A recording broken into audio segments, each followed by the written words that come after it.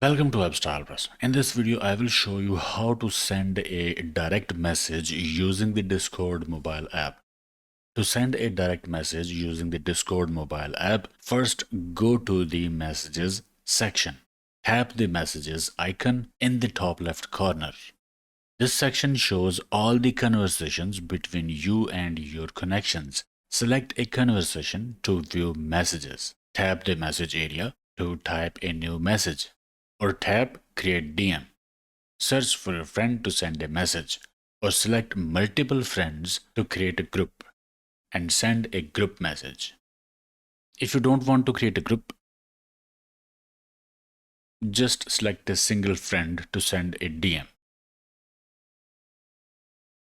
Type your message and press the send button. That's how you send a DM using the Discord mobile app. Okay, I hope it helped.